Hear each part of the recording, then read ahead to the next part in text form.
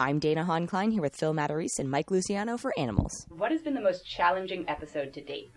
It's tough because I want to say season 3, episode 6, which is this episode. It's coming up. It hasn't been seen yet. It's called Grabbagville. So it's a mixture of a bunch of creatures and stuff. But it's like a lot of fight scenes, a lot of travel, and a lot of crowd shots. So that ended up being really... I just feel like we spent forever on that episode. I don't know if you feel the same way about that episode, but it felt like it was like, are we still on this one little, it's a weirdly middle of the season? Well, because some episodes have these weird, we'll cut something and there'll be these sort of storytelling problems that aren't crazy, but are just, you just need the necessary beats of it. So we've done that once in the animatic stage where it's all just the storyboards, and we'll screen it here.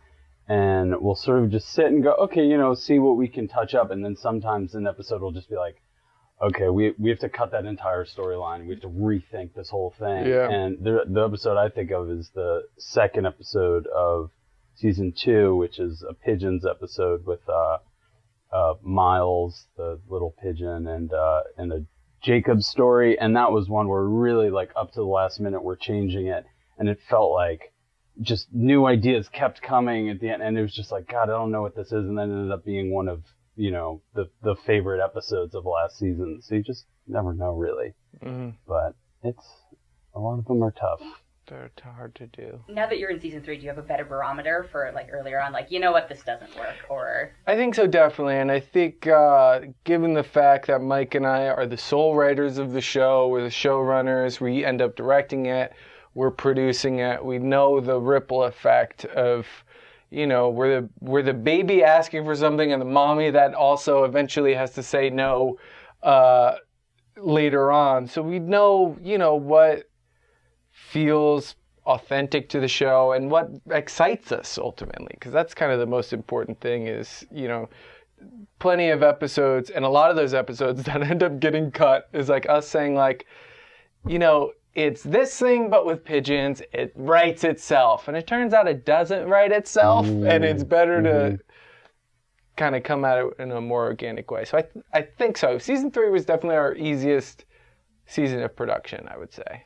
I think we got it. Yeah. Nailed it. Yeah, finally. Do you think it impacted your writing process where, like, as you mentioned, there's a sequence that you still wrote it anyway, right? Like, even knowing it might have logistical challenges down the line, or do you now start thinking, because you're wearing so many hats, like, do we really want to do this?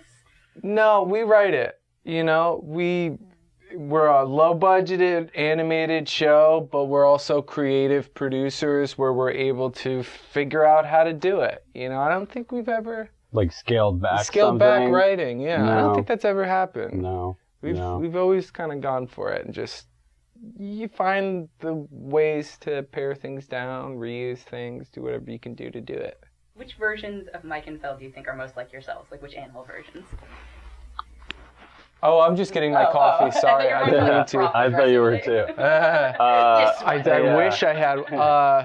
Probably the rats are us as... we think of the rats as like us in high school, college, which are just fun to recess or regress into that time period in our lives. And that's probably most us, because you get to play in the worlds of all the things you like. So, at that time in your life, and that's where all the 311 jokes came from. And, I feel like that ilk is a fun thing for us to jump into and we connect with. But, that's part of the fun of the show is each character usually is a different shade of, ourselves in some kind of way, even though sometimes it's probably pretty cartoony, a pretty ridiculous version. Probably the rats. Probably rats. How many more issues do you guys have to work out amongst yourselves? Because I feel like a lot of it seems like, it's obviously fictionalized, but it's a friendship, it very much reads. Right. Yeah. And, like, how do you settle the creative differences in the writing process? Oh, so not the animated issues. So how do we... Do you think that, do the animated issues reflect the issues that you have as collaborators, or are they like super fictionalized? I think we definitely fictionalize a lot of them.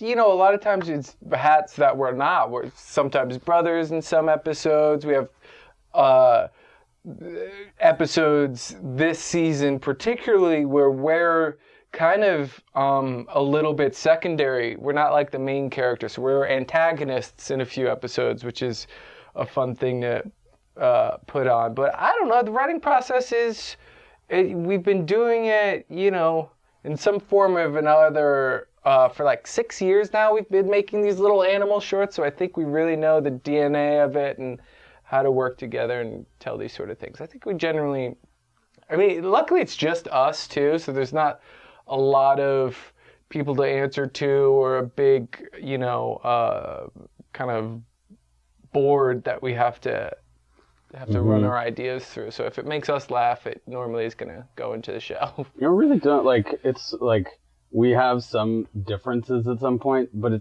they're so small when you think about it. Like the majority of the show is, I would say, like 98, 99%. Like we're on the same page for you know, so much of it. So that makes it easy to follow our own compass with everything.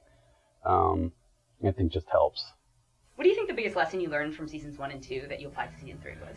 It's a lot of that sort of, if it doesn't feel, if it's not like ringing completely true story-wise, writing-wise, then you're never going to find it. You know, having it become fully animated and fully colored, that's not going to make it click. It's not clicking on a fundamental level. So we kind of have to trust our internal compass story-wise a little bit more and just make sure that you're not just kind of betting on it coming together later on. You should always see it all the way through, I think, at the beginning of it. I think that was a big one.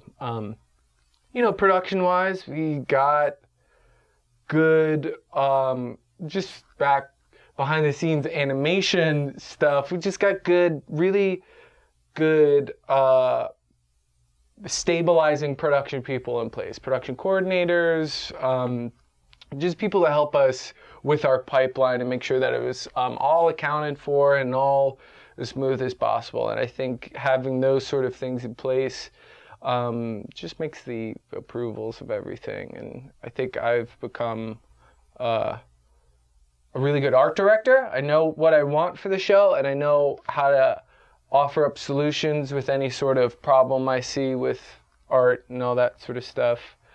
What do you think? Yeah, for Pretty sure. good? No, for sure. I think like scheduling is such a big thing, and that just leads to the production stuff. But it's boring, nitty gritty shit. But you know, it's the allowing enough time for a certain process is such a big, important thing of the whole package. So whether it's editing or whether it's so easy when you're looking at it from early on to try to like shave down time and go, well, we can do that at that point. Yeah. And I think it took us the 2 seasons to go, no, we need that extra week for that. That's thing. true. We need, Especially audio editing for our show, like, for what he handles. And I remember this season was like, I need 2 people. Right, like, right. You had right. one for the previous seasons. Right.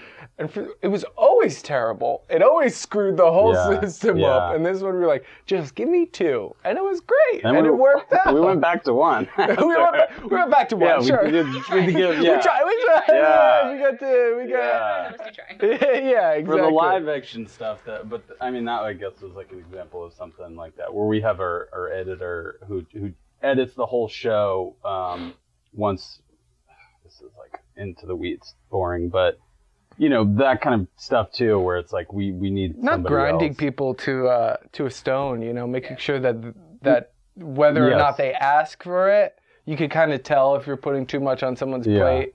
And it makes it better when you have someone dedicate to different parts of the show. Yeah, for sure. I know you guys met in advertising, right? You were working at, I'm so sorry, I've worked in advertising. Mm-hmm. I left. We all got out. We We're earned good. it. We earned our, But what did you do before? Like, what did you study in school? Did you study art at all? Where'd you come from? Yeah. I went to film school for a year and then dropped out of there and then I got a degree in Boston in some vague communications related major that really wasn't worth it in the end. And then when we met, it was, I worked a handful of TV jobs and stuff.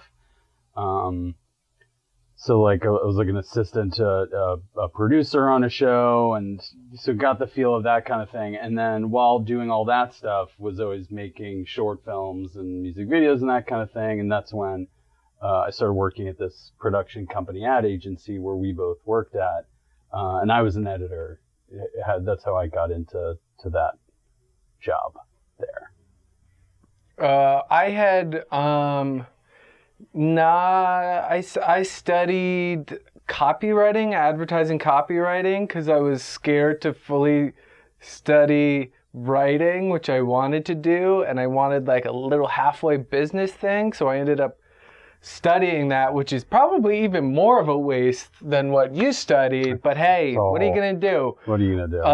And then I got a job at this ad agency. I had weird jobs. I was a horse racing writer for a while, and then I ended up at this job, this little boutique ad agency where I was a copywriter and then sort of a creative director there too. And I had always, had Photoshop on my computer, and then I got a little $50 Wacom tablet, and then I got Illustrator. So I was doing like web comics and all that sort of stuff, just real rudimentary. I'm still not good at drawing at all, but I figured out those programs, vector-based art and all that sort of stuff, where it's more building rather than drawing that way. And yeah, I just figured out a really weird way to animate in Final Cut Pro 7, which is not the right way to do it. It's very time consuming. And we just kind of started doing this thing. But I think we both have keen eyes for packaging stuff, for design, and for creating a world that has like a tone to it. Even our first animated short, the Pigeons one, had like a little intro sequence and a little logo and all that sort of stuff, and that it's some ways gross to talk about, but it is important, and I think people saw that by the way we sold the show or got people invested in the show, was that okay, these guys can package this little thing, and our show Bible looked like the show, and our scripts kind of felt like that show as well. But yeah, it was us, just kind of learning by doing. After we partnered with the Duplass dudes, we moved out here, and it was 9 months of us in an apartment with now 3 or 4 other people. So learning and also creating our own weird animation pipeline taught us a lot. And then after we sold to HBO, we partnered with Starburns Industries, and they said, okay, this is the traditional animation pipeline. This is your guys' animation pipeline. How do we do it? And we just kind of mushed the two together and figured out something that really fits to the tone of our show and the way we want to do it. It's funny, too. I will just add on that going from working at that ad agency and then our side project there, when that became a real thing, and then we became our own bosses suddenly, it was actually, I think in hindsight, a really important thing that we both came from working at a job together where it was a small business, and it was sort of a similar shell of an operation. Shell is the wrong word. A similar operation. They were a front for the mafia. For something going on there. Yeah. But it really helped. I think we transitioned a lot of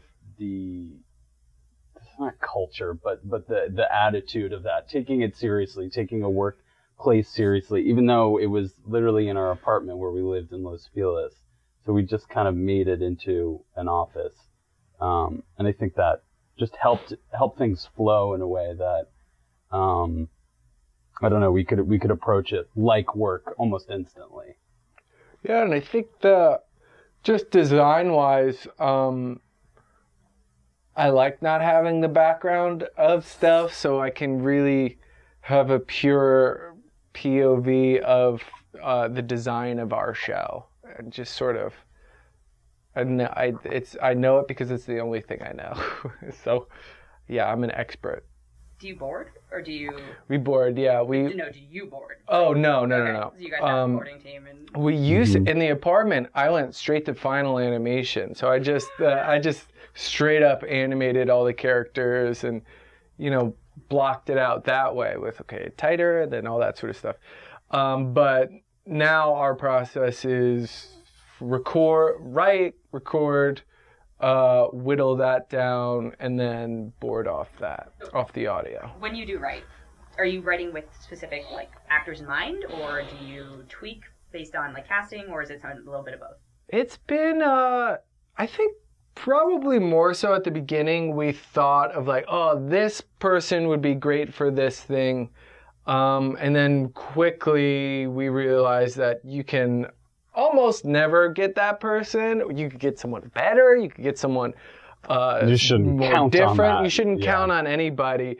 So we write for the character. We tend to not think that much on who it would be, especially season 3. I really don't remember at all going for someone for that. Except Bob Balaban. Except Bob Balaban, who we wrote B.O.B. Balaban. Has to be. And it's something we purposely like for our show because we want it to feel really natural and sound like the person too. So that's a really fun part of our show, is getting having our character be imbued with the personality of a cool guest. And sometimes we're totally surprised by what we get. And I think that gives it a little bit more of a naturalistic texture that we really like. Agreed. I think this sums up perfectly. Living or dead, who is someone you'd like to have on the show that you haven't had already? Hey. Was The Voice? The Voice. I mean, I guess we're human now that you're doing live action ones, but... I've been listening to David Bowie all day. I feel like he would have been just so crazy. It's so... What animal would you make him? Oh, maybe he's got to be something long, maybe a really thin lizard or something like that. Like a crane or something. Oh, a crane would be good. Crane, yeah. Yeah, that'd be great. Oh man, a beautiful crane. And he's just kind of maybe he's an idiot. We just he's not deep at all. He sounds really elegant. He just sounds beautiful, and he's a fucking idiot. That'd be dumb. great. What about you? Jesus would be interesting. Hey, there it is. Jesus would be good. Okay. He's but got, also, but he's was got he improv ever chops. alive, too? He's got improv chops. Wow. Was he ever alive? Is it Mike a is actually a mod on r/atheism, so Think about it. Of That's all course I'm he's going to saying. put that through. Think But about that's it. the crux of the episode, right? Is this a character, or is this... That's true. That's true. When you meet people, do you just see them as animals now, or are you constantly thinking that person's a this, or is that, it's very surreal talking to you guys right now because I'm just hearing rats. Oh, funny. Probably weirder for other people to us than... I do see... I saw once we get really married to people's voices in the edit, and then in that... Once I saw a trailer for Lucy Liu in something, and that was... Every now and then. It's only if they're on the show, and then because we spend so much time with that tape of them talking with us, that I jolt back out of oh yeah, she does other stuff outside of pretending to be a ferret in season 3. If you two were the last humans left in New York, what would you do with the city? Probably move into a really nice apartment. Probably figure out, maybe I would make Central Park a big dog park, because I would feel bad for all the dogs since they are not really scavengers. I would make Central Park a real big dog park, and I would just play with them a lot. So I would have an apartment looking over Central Park, and then I'd be able to walk down and play with my pups all day. And I'd feed them all the street vendor hot dogs. because those are going to go bad. So they Those got to... are already bad. That's true. So they got to eat those soon. As soon as possible. Okay, that's your idea. Go ahead. I live in the M&M store. I don't know. Monday I'm in the M&M store. Tuesday I'm in the M&M store. Thursday, Friday. The whole of my existence in that M&M store. Mwah! All the M's, dude. All the M's. Or, like dressing is one of them, or like. Well, that would be my, of course. Which colored M&M would you be? Well, those weird racist Times Square mascots, they would be gone, but those are perfectly good costumes. Dirty mascots. They're fine costumes. Probably the green M&M. Ooh, just because there's a little sass. Yeah. Hot. I don't know. That's what I like. There's no wrong answer. It's your That's apocalyptic true. fantasy. Mm-hmm. Yeah, that's true. The green M&M. Slightly broader questions with these. What inspires you? I like graphic novels a lot. I love just all that sort of stuff. Michael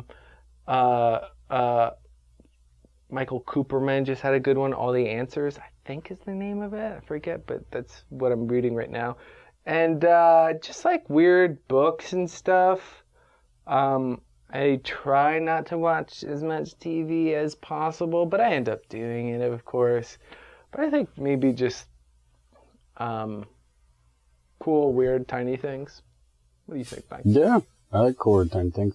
Probably the most the most tangible sense of inspiration is watching movies that are not in the moment. Like I don't know. I feel like our diets with screen, at least mine, is it's so much easier, or it feels more natural to watch TV shows, and not even like narrative ones, but and anything that just is like can be on, and you fill your face and your brain with it. Like I like doing that too, but I feel like I really get a much richer source of inspiration when I watch, whether it's older movies or by just cool directors or that just shake up your way of thinking about what a movie is and what there is to get out of films and movies, and seeing that is always like I'll come out of. It's good to break the rhythm of what's being made right now. Yeah, exactly. That especially, like,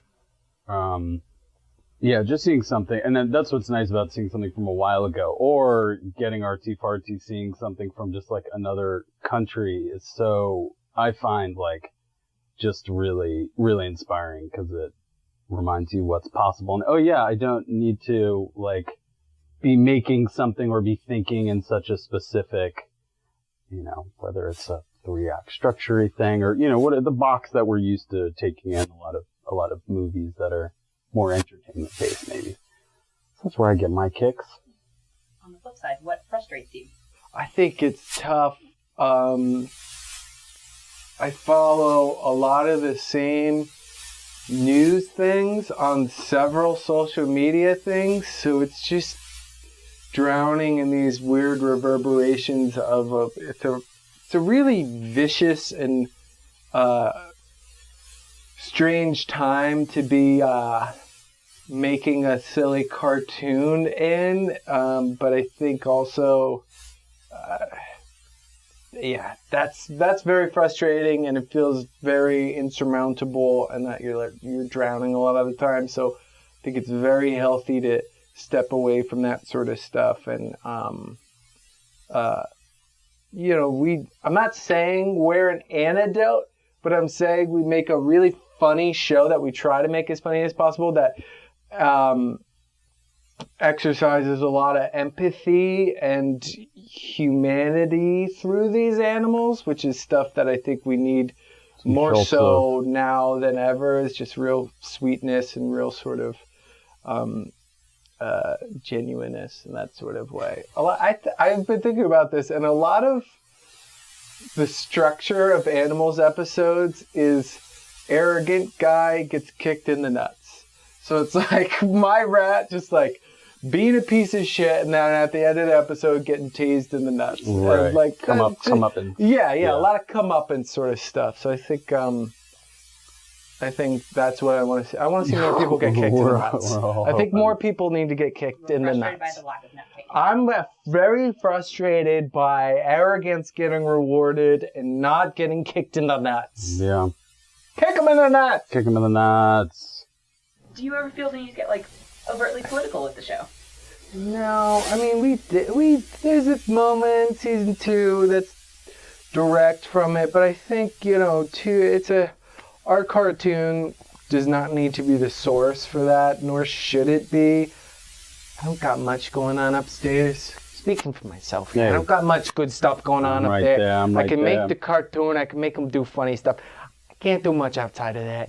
Sometimes I'll watch a movie from fucking France. Sometimes I'll watch a movie from France, but it's only to make fun of it. It's only to make fun of how they dress. It's weird. It's inherently telling stories. I think there is always going to be some sort of message in it, imbuing some sort of, We're alive right now, and it's unavoidable and such a part of all of our lives that, of course, it feeds into, it's in us as it's in all of us, and we're producing this show, so it comes out in some form. But I don't think it's as much something like South Park that's commenting on it directly, even if it's like, within the town metaphorically or something. There's South Park for that. Yeah, exactly. They're the best at that. So there's no, it's not there. It wouldn't make sense for us to do that because we have to kind of do our own thing. But I think we focused on the good qualities of it. And I do think there is a big message in this season. Mm-hmm. It starts off with all the animals in different sectors, and they're all walled off from each other metaphorically and literally, and then throughout the season, we see it all kind of topple down and everyone kind of comes together and they're able to communicate and really realize that, overcome. You know what? Even though I'm a turtle and you're a horse, maybe we got more in common than we don't. Mm-hmm. How do you define success now, and how has that changed from maybe earlier in your careers? Oh, funny. I think... Money, and paper, and money, and paper, and getting that cash. I think it's probably making something that is wholly unique. I think that is probably what I would feel most successful doing. So creating stuff that feels like whether it's more animals or it's the next Phil and Mike thing, something that is holistically a Phil and Mike thing. And I think just shaking it up, like what Mike was saying, of just doing something that doesn't feel like everything that's happening right now is important to us. I think that would be maybe success, and getting that sweet cash. Again, the money stuff. Yeah, no, but just following the roads that everyone's, or a lot of stuff going over here, like always trying to go the different direction, and at least that's what we aspire to a lot of the time. So with I think this season, why we're really excited about it to come out is because it's a continuation of the show, the first 2 seasons of Animals in a way. It's a show about talking animals in New York City, but the way it's changed from, episode 1 of season 1 to this 3rd season is so different in a fun way, and it all makes sense. It all got there in a certain way, but I like that along the way we've turned the knobs and sort of in unexpected ways and allowed ourselves to focus on the stranger, whether it's format or whatever. I think that's something in us that I hope would, and I'm sure will, that'll continue, just trying to do things a little differently like that. Because that's what we like. Who doesn't like that? A lot of people probably don't like that, but... What's the guilty pleasure of yours? Marvel movies. I like that whole universe. I turn them on. Pushes parts of my brain that I greatly enjoy. All of them. The whole MCU. If I could, I would smoke that. Dude. I would smoke that MCU. I would light it and I would smoke it on one big toke. And I'd hold it in and then I would pass out. Because that shit's good. You're crazy. Shit's tight. For me, it's Great British Baking Show. Have you watched that before? He's always got a whole... Always got a hole. A high road. High road. Well, I guess British is... It's not high road. That's what I like about it. It's... Okay. Here's what I like about it, is that it's... to me, it's the antidote that my brain needs for the internet, for everything that's coming at us. Not just the internet, but everything going on. It's to have an hour where you just focus on these people making these fucking cakes in a tent. And the pacing of it I really like. It's not like other reality shows. It's a little different. It's more casual. I take to it. I Have think you it's so seen great. Guardians of the Galaxy 2? Because Groot is now a baby. Groot's a baby in it. He's like this tall. It's so cute. It's really funny. And the pacing of that, so good too. Does he bake anything or any British characters? Can you give me something? Gamora's Puerto Rican. Gamora's Puerto Rican, I guess. That's different than British, right? Yeah, but it's near the British Isles. Growing up, who was your favorite fictional hero or heroine? And it doesn't have to be like a superhero, but just kind of protagonist or villain. I pretended to be Cartman for 4 grades. So I would have to say... At what point did the school intercede? The whole... Like, did they call your parents? Yeah, my parents were pretty cool with it. They got me South Park VHSs. I remember I really wanted them. Yeah, probably, South Park was a big thing, very, very big thing to me as a kid. Getting all the merch and all that sort of shit, lanyards, all that sort of stuff. Cartman was a very influential person in my life. Mm-hmm. Shaped me into the man I am today. Mm-hmm. Yep. South Park. Oh, yeah. Go ahead, Mike. Say Kurosawa. Go ahead. He just, when I graduated 5th grade in elementary school, I was at a very vulnerable time going into middle school. So the Kurosawa, output really spoke to me. Jim Carrey was a big guy for me back in the day. Sandler, Mike Myers, SNL was huge. So all that like comedy stuff, and then into them making their movies. I think it's funny because we just sort of think of those things as like part of the pop culture diet of the time and everything. But thinking back on it, those movies, we always talk about those, like all just Austin Powers, Wayne's World, and Happy Gilmore. That stuff was so important to me, like 5th grade important, it was just like all those movies now, when I watch them back, I won't, I wouldn't have seen them for years, and it just comes back like music, like every cut and every little moment, I know I can anticipate it just because it's so lodged in my brain from watching it a million times. Yeah. So that stuff probably was the most for sure inspiring back in the day. What is the best 311 song? Oh, I really like Brodel's. Just really thumping and is a little on the heavier side, which I like. It's a good song. Brodel's. I'm a Hive man. Hive, good track. I'm into that one. 816. That's good. Jack-o'-lantern's Weather. That's a really good one. I have a very specific memory of that song. Where I was at a winter 311 show, which is very rare. Wow. Very rarely do they do a winter tour. But I was at a winter show and they played that and I was like, this is cool. It was probably fun to see them when you're like kind of chilly. Oh, it's chilly outside. Asbury Park Convention Center, really cool, really old. Just like, felt like a small 311 show, which was so cool. It's really nice. Wow. I was so young and so high. I was so young and I was so high. Memory of it right now? Just fat blunts, just that much marijuana, and you're 15. Smoking with 2 fingers. And you're just ruining your skull. Just your brain was a sponge, and now it's a brick because you ruined it. Dead coral. Yeah. The coral Love and reefs comfort. is what I'm working with, which is why my cartoon is not political. I'll save that for the New Yorker one panels. Thank you. Cool note to end on. Thank you guys so much for your time. Congrats on Thank you. Thank you. Thanks.